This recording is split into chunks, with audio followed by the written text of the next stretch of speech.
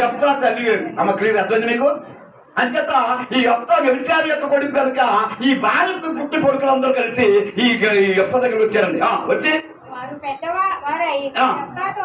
నీవు అన్య స్త్రీకి పుట్టిన వాడు కనుక మన తండ్రి నీకు స్వాస్థ్యం లేదని యెఫ్తా తన సహోదరుల యొద్ద నుండి పారిపోయి. అది చూసారండి, ఎప్పుడైతే నువ్వు మా నాన్న అయితే మీ నాన్న మా నాన్న ఒక్కడే కాదు, మీ అమ్మ వేరు కనుక మీ అమ్మకి చాలా మంది నాన్న ఉన్నారు కనుక మా నాన్న నీకు రాదు కాదు మీరు చాలా మంది ఉన్నారు కనుక అని చెప్పేసి అనేక రకాలుగా అర్థం ఏంటంటే అనేక రకాలుగా వేధించి అనేక రకాలుగా బాధ పెట్టి అనేక రకాలుగా ఇబ్బంది పెట్టి పారిపోయేంత ఇసుకుదల కలగజేశారు గిలాతు యొక్క భార్య కుమారులు. అంటే వేశ్య కుమారుడిని హేళన చేస్తారు. ఫీల్ అవుతాడు, సిగ్గుపడ్డండి.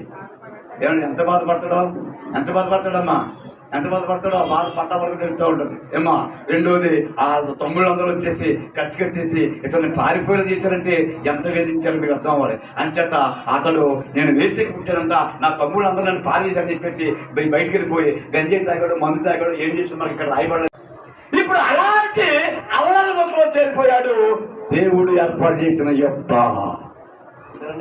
ఎప్పుడైతే ఈ యెఫ్తాని వేశ్య కొడుకని ఆ కుమారులందరూ ఆ ఊళ్ళంతా గిలాతు ఊరు పెద్ద కనుక ఏమి మాట్లాడలేకపోయాడు. ఊరుకుంటున్నా అది మీకు వస్తే అన్నయ్య అది ఊళ్ళో కాబట్టి మన ఇంటికాడ కాబట్టి ఊరు సేవ పెడతానని చెప్పలేక మాట ఇవ్వలేదు. అచేతనంగా మిగిలిపోయిన గిలాతు ఆ ఊరి ద్వారా పారిపోయేంత పరిస్థితి ఏర్పాటు చేసి అల్లరి లేకపోవడం ఇంక ఎంత రౌడీగా ఉంటాడో మీరు అర్థం చేసుకోండి. అది ఆయన జీవితం.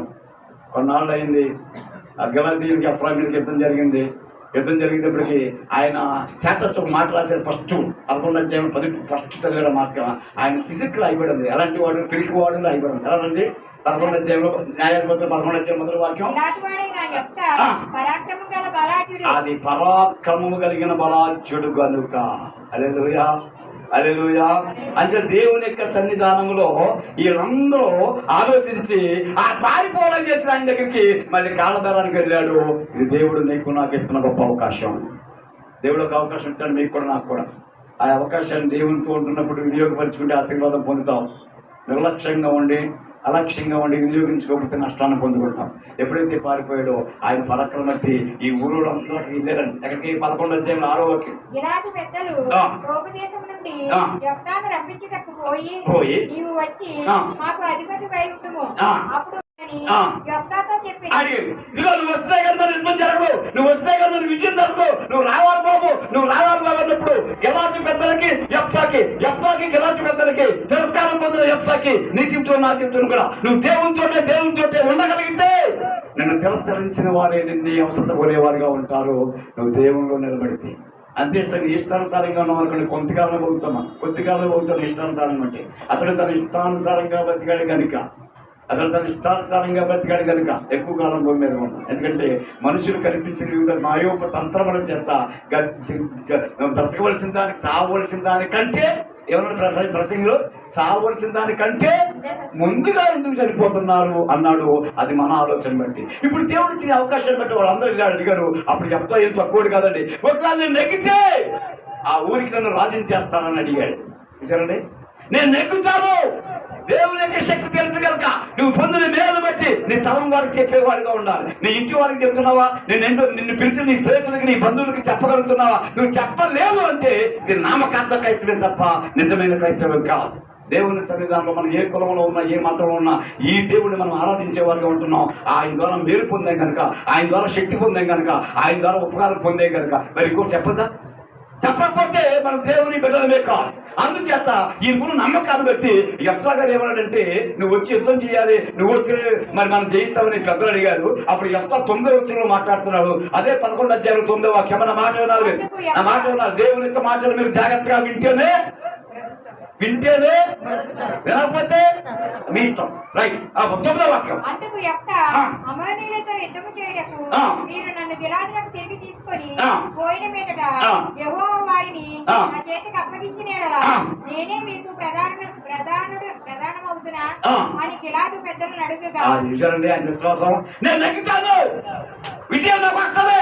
ఆ గిలాదుకి నన్ను పెద్దగా ప్రధానమంత్రిగా మీరు చేయగలరా అందరికి ఎస్ అన్నారు. అంటే ఇది విశ్వాసం చూడండి. ఎవరి విశ్వాసం? యెఫ్తా విశ్వాసం చూడండి. పనికిమాలివాడైనా పనికిమాలివాడు గొప్పడా? ఏమా పనికిమాలివాడు గొప్పడా? చెప్పాలి. నేను పనికిమాలివాడు గొప్పడా? మనం పనికిమాలివాడమా గొప్పలమా? పనికిమాలివాడు. మనం బయటికి వెళ్తే అంటున్నాం చెప్తారు రండి రండి అంటారు. తోటి వాళ్ళు విప్పుద్ది, తోటి వాళ్ళు విప్పుతాడు, ఇంటి వాళ్ళు పెడతాడు. అది సరిగ్గా టైంకి వాళ్ళు తగ్గండి ఎట్లా కలిసే పెట్టా నేను సిరాక్కాను. మరి ఇచ్చింది వెళ్ళండి అడా ఏమా ఇచ్చింది వెళ్ళండి. అప్పుడు మనం ఏమనుకుంటా ఇచ్చింది వెళ్ళండి మర్చిపోయాడు ఇవ్వకపోతే ఓ తాడమాట వేస్తున్నది. ఎంతమంది స్వప్నాలు వాళ్ళని సిగ్గుపడతాను పడనా అడా ఏమా సిగ్గులేనోడు అటారా ముండోడు అంటే వాళ్ళు రాజకీయ బలవంతులు ఒకరు చూడడానికి చెప్తూ ఉంటే దుర్గిరిపోతుంటారు. మా ఇల్లు చాలా మంది ఉన్నారు వాళ్ళు నిన్నే అది కేకెత్తకున్నా చాలా దుర్గిరిపోతుంటారు. నీకు సిగ్గు లేకపోతే నాకు సిగ్గు లేదు ఆడిపోతాడు ఎవడు ఆడికి సిగ్గేసి. అందుచేత ఇలాంటి పనికి వాళ్ళు వాడికి దేవుడు ఒక గొప్ప అవకాశం ఇచ్చాడు. ఈయన వినియోగించుకున్నాడు. విశ్వాసంలో లిస్ట్ లో ఉంటా కారణం తెలుసా? నేను నెగ్గుతాను, నేను నెగ్గిన వెంటనే గిలాతు సామ్రాజ్యానికి ఉన్న అధిపతిగా చేయగలరా, గిలాతు రాజ్యాలను ప్రకటన చేయగలరా అనే విశ్వాసాన్ని చూపించాడు. కనుక విశ్వాసం లిస్ట్ లో ఉన్నాడు. మరి నీ విశ్వాసం ఏ పాటిది, నా విశ్వాసం ఏ పాటిది అని చెప్పి వాళ్ళు ఓకే అన్నారు. ఆయన ఒక చిన్న పని చేశాడండి. మనం కూడా పనికి మాలిన స్థితిలో ఉండి దేవుడిచ్చిన అవకాశాన్ని మీరు వినియోగించుకోండి. గొప్పవారి లిస్టులో దేవుని నమ్ముకున్నామని పేరు కాదు, దేవుని నమ్ముకున్నామని గొప్ప కాదు, పరలోకంలో మీ పేరు రాయబడినమని సంతోషించండి అన్నాడు ఆయన. హల్లెలూయా హల్లెలూయా. పరలోకంలో నా పేరుందన్న వాళ్ళు ఎవరైనా సంతోషించాలని చెప్పినాడు. ఒక 10-11 ప్రకారంగా పరలోకంలో నా పేరుందన్న వాళ్ళు సరే చెప్పండి. ఇప్పుడు ఉండాలి అంటే దేవుని మాట జాగ్రత్తగా వినాలి. విషయం చెప్పాడు, నేను నెగ్గుతాను, నేను విజయాన్ని పొందుతాను, మీరు నాకు గిలాతుకి సామ్రాజ్యం ఇవ్వగలరు రానడిగాడు. ఆయన నమ్మకం తెలుసండి, ఖచ్చితంగా చేయగలిచిన దేవుని అని 11-11 చదివితే నేను ప్రార్థన చేస్తాను. న్యాయాధిపతుల గ్రంథంలో 11-11 ఆయన చేసిన పని అనమాట. మేము మనం కూడా చేయాలి. గిలాదు పెద్దలతో కూడా పోయినప్పుడు జనులు తమకు ప్రధానిని గాను అధిపతిని గాను అతని నియమించుకుని అప్పుడు యెఫ్తా మిస్పాలో యెహోవా సన్నిధిని తన సంగతి అంతయు వినిపించాను. అది అప్పుడు యెఫ్తా జరిగిపోయింది. అప్పుడు యెఫ్తా దేవుని యొక్క సన్నిధిలో తన సంగతి అంతయు అదనమాట. ప్రభువా నన్ను వేసే కుమారుడు అన్నారయ్యా. మా తండ్రికి నా పెద్దకి పుట్టిన నా పెద్దమ్మకి పుట్టిన వాళ్ళందరూ తమ్ముళ్ళందరూ వచ్చి నన్ను పారతోలేశారండి. ఊళ్ళోంచి వెళ్ళగొట్టేశారు. నేను అల్లరముక్తో కలిసిపోయినప్పుడు చాలా పనికిమాలుగా ఉన్నాను.